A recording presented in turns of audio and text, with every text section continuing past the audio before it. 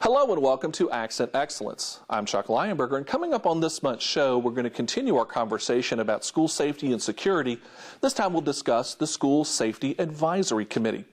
Also, we have some reminders for you about changes to the exam exemption policy coming up later this year, and summer's just around the corner, and that means it's time for summer camps at the Burton Center for Arts and Technology. So don't go anywhere. Accent Excellence is next. If you would like to adopt a pet, did you know that you can also go to the RCACP website and their Facebook page to look at pets for adoption? It's easy to do. Simply go to their website at rcacp.org or visit their Facebook page. Both sites include information and pictures of animals waiting to be adopted. Help make a difference in the life of a pet today. Adopt from the Regional Center for Animal Care and Protection.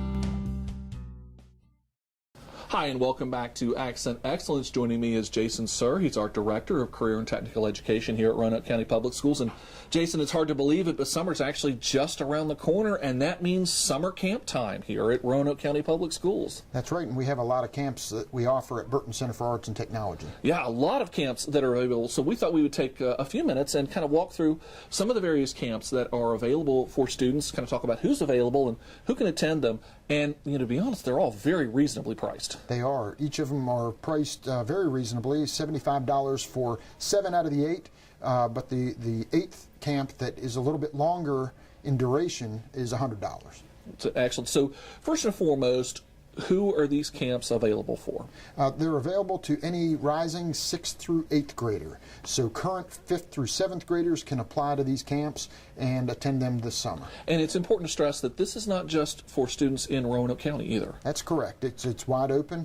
Anybody that wants to attend can apply. So we thought we would take a minute. So let's kind of walk through all of the different camps that are available, and starting right off the bat, we're going to feature one of our great programs that we have at Burton, and that's the engineering camp. That's right. Our Center for Engineering is putting on a 3-day camp. It's a Tuesday through Thursday camp, and again, $75 to attend. And I think there is a morning or an afternoon session, so you can pick your preference there. And it's just a way for students to come in, kind of get a feel for some robotics. They work with the Lego Mindstorms product, and are able to do some programming and working with some software. And it's just a neat technology camp that we offer there at Burton. And this is going to be a recurring theme for many of these camps, is getting this kind of head start and sneak peek at all of the opportunities that are available at Burton. And why is that so beneficial for students? Well, it gives the students an opportunity to get a feel for what the program might be like before they can attend it. So Burton is open to students in grades 9 through 12 during the school year. We want to give younger students an opportunity to come in and see what's offered at Burton Center before they're able to apply. Alrighty, so the next one up, we're heading over to the Performing Arts Center. That's right. Performing Arts does a great job. They do throughout the week of the camp, the 4 days, Monday through Thursday, they work on a production, and at the end of the week, they showcase that to the parents. The parents are able to come in and see what the students have been working on throughout the week, and they work on the 3 aspects: the theater, the dance, and the and vocals. Vocals, yeah. And so again, that's a hands-on camp, and an opportunity for students to get true on-stage experience. It is. Yep. All right, so we're moving over, and speaking about on stage and performing in some respects, we're also dealing with mass communication. This is another very popular camp. It is, and it's a very popular program at Burton Center during the school year. So the students will be coming in for the camp and being able to work with video editing tools and putting together some of their own film and working on little projects like that. So getting a taste of what mass communications is about in general, and then what our program offers. And these days with kids and smartphones, there are so many opportunities to create videos that this actually helps. This would be helpful for students even if they aren't going to be going into the mass communication field. You're exactly right. All right, so another very popular program at Burton, and this one's a little different. It's crime scene investigation. What's that all about? Well, the students come in and learn more about the criminal justice field, and we have a great criminal justice program at Burton Center, and the students during the camp will be able to come in and get a little look at what goes on in criminal justice. There are many different aspects of criminal justice. You talk about the police, of course, but then you also have the court system and the lawyers and things like that. So there's a lot going on in criminal justice, and this is a way to explore that. And another great hands-on camp, printmaking, and so we're moving into the art realm. That's right. And the art realm, we have some great tools at Burton Center for students to use in the area of art. And Mr. Moon and the art teachers put on a great camp during the summer. Students can come in and get a little taste of what it is to do art digitally, and that sounds like an exciting opportunity. Okay, now these next two, you and I may have to go do ourselves because they're making me hungry. We have a pair of really, really, frankly, delicious culinary camps. That's right. Well, A Taste of Italy is, of course, an Italian gourmet type food preparation camp, and the students would be able to get in there and be able to figure out how to make pasta and work with the chef there in the real live kitchen. So it's quite an opportunity there that week, being able to tackle the Italian food concept. And then the second camp as well. The second camp is keeping calm and clucking on.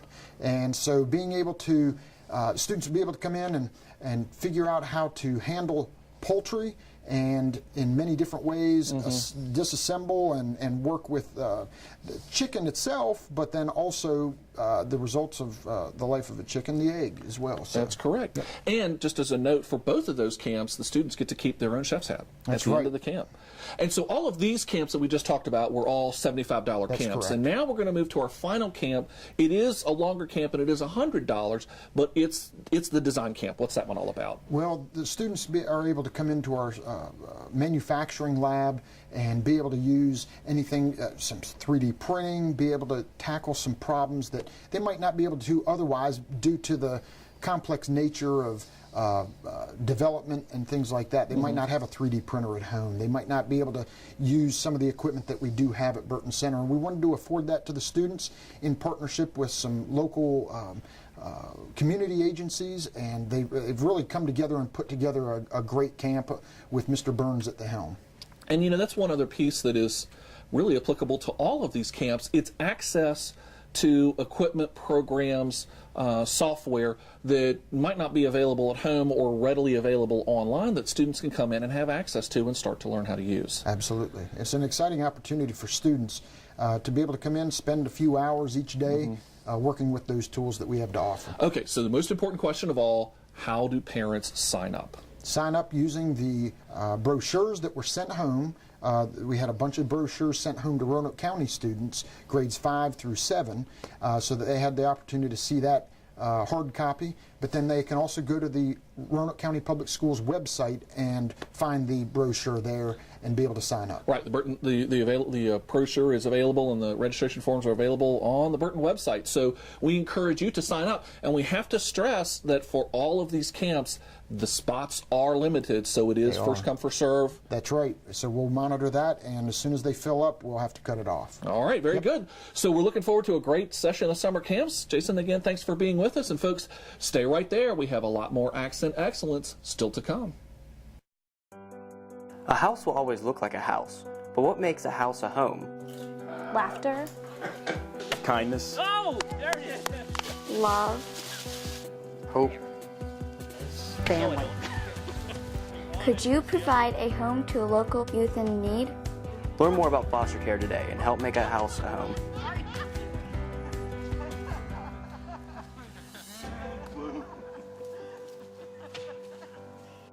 Hi, and welcome back to Accent Excellence. Joining me is Dr. Ken Nicely. He's the Assistant Superintendent of Administration and Instruction here at Roanoke County Public Schools. And Dr. Nicely, we're continuing a conversation that we've been having for several episodes now on Accent Excellence about school safety and security. And there's a new element to school safety and security that we have begun to implement, and that is the School Safety Advisory Committee. So first and foremost, what is this committee? So we're really excited to pull this committee together. We think this is really going to bring in some different voices, some different perspectives that we really need to bring together to really help us with all aspects of school safety and security. You know, we already have a tremendous team in Roanoke County in terms of working with law enforcement and fire and EMS, first responders, who really bring that level of expertise. when it comes to specific aspects of school safety planning. But this advisory committee, what this is bringing in is the missing element of the parent voice and the teacher voice. The people who work directly with our students, teachers in the classroom who are going to be the ones responding to situations there. Certainly parents who are very concerned about the safety of their children, and work with them at home. So we really want to hear from more pieces of or parts of the community to try to make sure we're hearing all those voices. So this was an application period, and we opened this up well over a month ago, and we had a tremendous response, didn't we? Yeah, so over 200 applications, so which was wonderful. That just shows the level of commitment and passion and interest that's out there in Roanoke County, which is wonderful. We want that, and we want to hear from those folks. So obviously, when you're working with a committee, in order to do efficient and effective work, to really make it real and bring forward some real ideas that are actionable, that we can present to the larger school safety task force with law enforcement. We had to have a committee. It's about 30 folks. So we have parent and teacher representation from all over the school district. But for the other folks who applied and aren't part of the committee, or anybody else out there that would like to present ideas, we have a wonderful link on the website where people can go in and submit their ideas that the committee can still consider. And this committee is to make sure that we're kind of clear about this. This is not a one and done type of thing. Sure. This is something that will be ongoing. Absolutely. So, right, because school safety and security is not a one and done process. It's striking a balance between never resting on your laurels or making assumptions about things that could or couldn't happen here. It's about doing the right thing and making sure that we're considering all aspects of safety and security. We don't need to go and overreact, but we do need to take it seriously, obviously, and always consider new ideas. And so this will be an ongoing process where we'll bring these folks back to meet several times during the year. And again, anybody else who wants to submit ideas for input, they are certainly welcome. So let's take through a little bit about kind of what the task of this particular committee is going to do, and also help to explain the relationship between this advisory committee and, as you mentioned, the school safety task force, which sort of sits at the next level up. Right, sure. So the idea of the advisory committee is to do that. I mean, to advise, to hear from people, just average parents and of course our teachers and staff members. A lot of these parents do have some great backgrounds and some expertise they're bringing to the table, but it's really that opportunity to have that parent and staff voice represented, get that perspective in play, generate ideas, have some good discussion about those, really get the pulse of where our community is in terms of what kind of school environments we want to create. But then take those ideas, make recommendations to the safety task force, which will do that deeper dive in terms of vetting out from a safety and security standpoint, from a law enforcement standpoint, those ideas that they would recommend for us to actually implement. And then ultimately out of the school safety task force, recommendations would of course come here to the school board. That's right, that's right. So the task force does the same thing, you're right. They make recommendations. And throughout the last several years, there are many enhancements to school security, hardening of facilities in terms of access that have occurred because of those recommendations from the School Safety Task Force. So we really appreciate their expertise in giving those recommendations.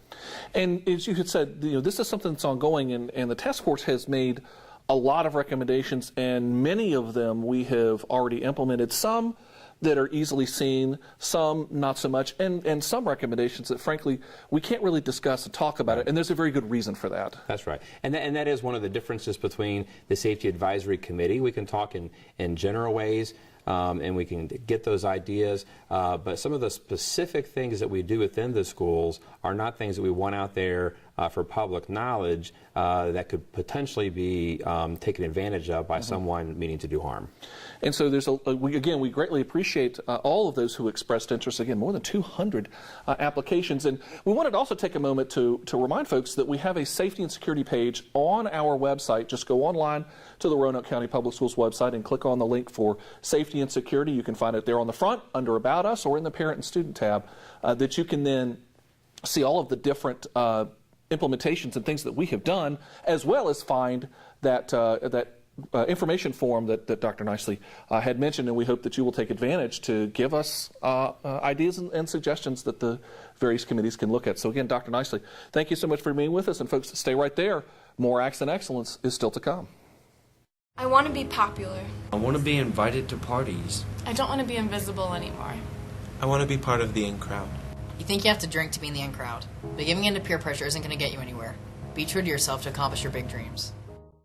Hi, and welcome back to Accent Excellence. Joining me is Dr. Rhonda Stegall. She's Director of Secondary Instruction here at Roanoke County Public Schools. And Dr. Stegall, we are approaching the finish line for many of our middle and high school students. Exams are just around the corner, but for students and parents, there are some new exemption requirements and a change to the policy that could be very beneficial for parents and students. So I thought we would take a couple of minutes and kind of walk through some of the changes to the exam exemption policy. Okay. Well, the first major change is for the attendance piece to meet the criteria for exam exemption. And basically the reason we decided to change that is there's been, flu epidemic and lots of illnesses. And so it used to be 3 days that students can miss in every class. And so we decided that we would extend that to 5, to understanding that we don't want kids who are sick to force themselves to come to school and make others sick just trying to meet the criteria for this exam exemption policy. So we switched the attendance from 3 days that they can miss to now 5. And the other thing that was added is an appeal opportunity, because before there were no exceptions to that rule. And so the only exceptions were religious exemptions and school field trips that were school or organized. And so now what we're going to do is for those students who are chronically ill, who have experienced significant bereavement, who have been assigned to bed rest or hospitalized, they can now appeal to me, the Director of Instruction, Secondary Instruction, and there's a form online where they can go to our website and go under instruction, and then they will find an appeal form for the exam exemption, and that needs to be submitted at least 2 weeks before final assessments. And with that documentation, there needs to come the medical documentation to support the illnesses, or any other kind of documents that they would like to provide. And I will review those and consider the appeal. One important thing to remember when it comes to absences is the difference between excused and unexcused, and they have some very, very big differences between them. They do. And when you look at absences, there's really 2 types of absences that we talk about. There is classroom absences, where the teacher takes the daily attendance to their classroom, and then there's daily attendance absences. And so when you're talking about classroom attendance, this is what impacts the exam exemption policy. So it's your student has to be physically sitting in the classroom for 50% of the class period to be considered present. And then for the classroom attendance, for the daily attendance, it's a little bit different. Virginia Department of Education next year is putting in a provision of chronic absenteeism, which means students, which for our division, because we have some built-in exam days at the end of the year, so we are going to allow students to only miss 13 days next year. That's the max.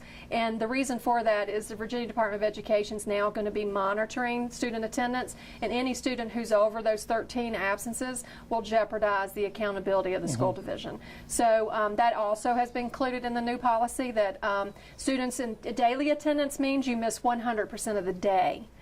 So that's not based on classroom attendance. So you can only miss a max of 13 days next school year. But when you talk about exam exemption attendance, that's according to students sitting in the class with the teacher 50% of the time. And again, just to kind of clarify, so that's 5 daily attendances, yes, classroom attendances, so that if I have a student who they make it for first and second period, but they leave third and fourth, and they kind of routinely leave early, they could meet the exam exemption for first and second Yes. and not for third and fourth because they were not physically in those classrooms for third and fourth period. Absolutely. And there's also some classes we have at the middle school and the high school that are double blocked, meaning that the student's in there for 2 blocks. In those situations, students can only miss 7 days.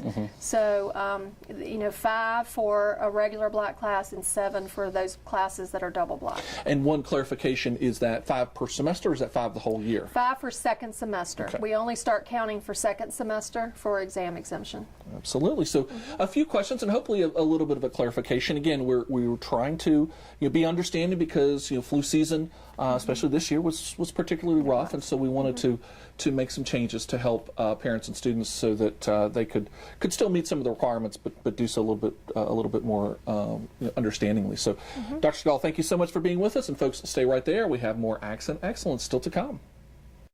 The Roanoke County Sheriff's Office presents the Avoid Program, a personal safety class designed to help citizens with information, tips and tricks to help gain awareness of their surroundings, strategies to help plan for the unexpected, and the confidence to deal with encounters that may arise in order to enhance personal safety. The cost of the class is 10 canned goods or non-perishable items, which will be collected at the beginning of the class. Registration is on a first-come, first-served basis. For more info, call 540-283-3107.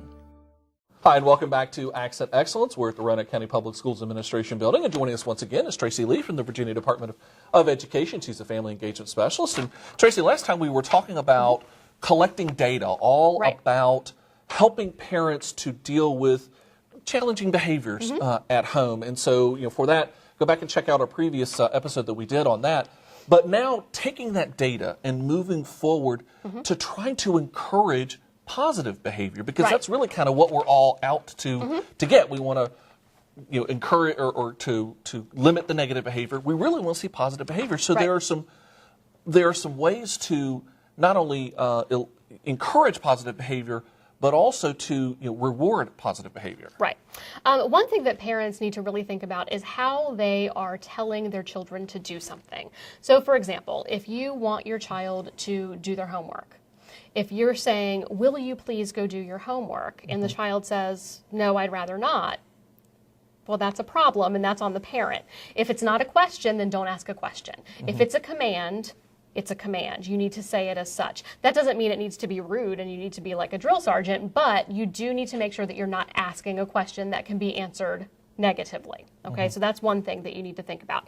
Another thing that you need to think about is your tone when you're telling the child to do something. A lot of times we speak to our children in a nagging tone. So we say something like, go do your homework. Well, when you speak to someone like that, if you think about yourself, if someone speaks to you that way, you immediately don't want to do whatever it is they're telling you to do. And kids are the same way. So watch your tone when you speak to your kids. Another thing that you want to consider is keeping whatever you're asking them to do or telling them to do, keep it short. Kids can't understand a lot of language jumbled up together. So all you need to say is, go start your homework, go clean your room. It needs to be very simple and to the point.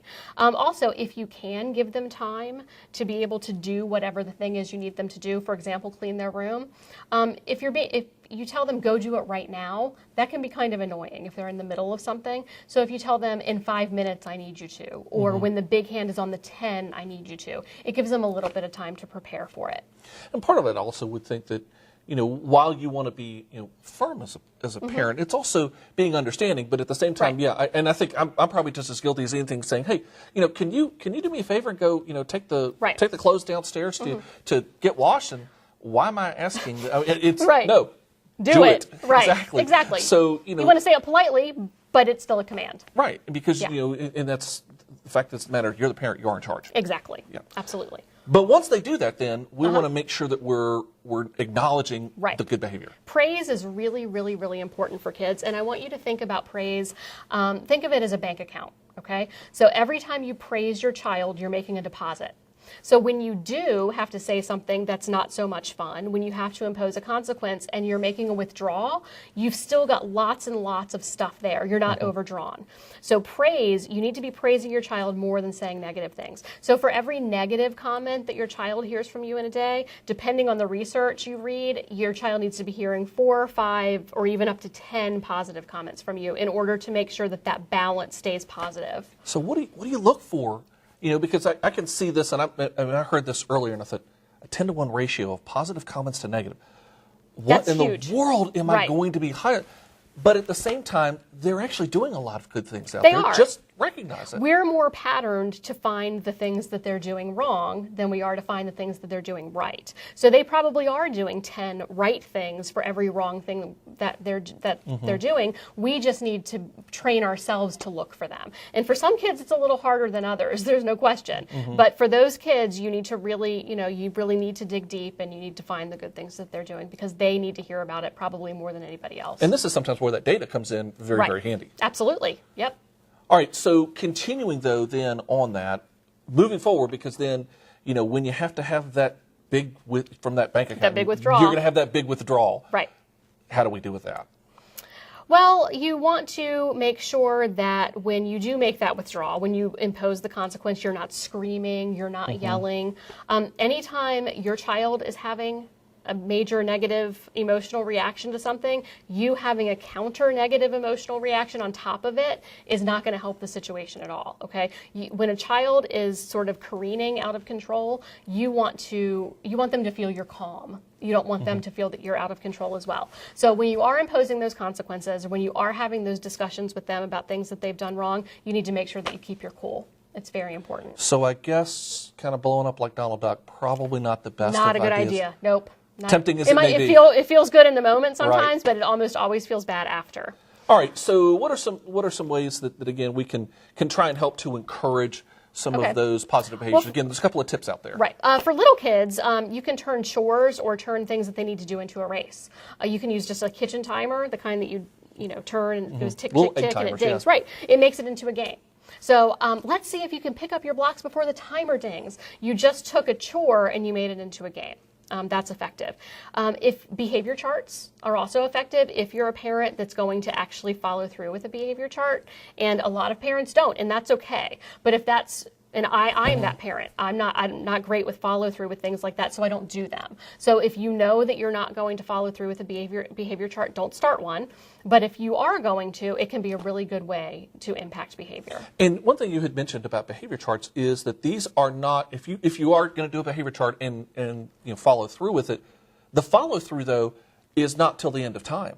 Right. It's a fairly short time. Yes, you want to build in an escape hatch. So, for example, if you are doing a behavior chart about getting up and out in the morning, you could have the days of the week across the top, and then down the side, things they have to do in the mornings. They have to get up without arguing. They have to brush their teeth. They have to get dressed. They have to eat breakfast. You put those things down the side, okay? So let's say you have 5 activities and 5 days across the top. That's 25 boxes. So you tell the child, if you get 20 of the boxes checked or with a sticker by the end of the week, you get a prize at the end of it. But you want to let the child know at the beginning, once you've learned this skill, the chart's going to go away. We're not doing this forever. So once you get to the point where you're getting 22 or 23 boxes consistently over a couple of weeks, we're going to stop the chart now.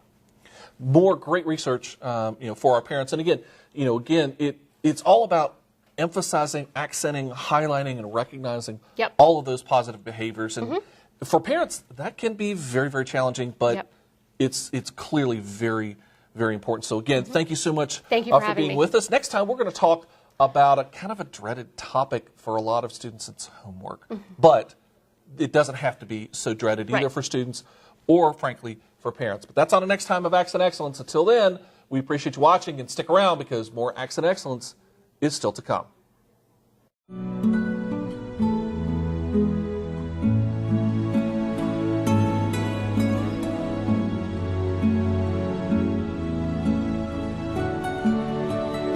You cared then. I need you to care now. Don't turn a blind eye to teenage drinking. Well, folks, that's it for this month's edition of Accent Excellence. If you'd like to learn more about Roanoke County Public Schools, you can check us out online and on social media with Facebook and Twitter. I'm Chuck Lionberger. Thanks for watching, and we'll see you next time.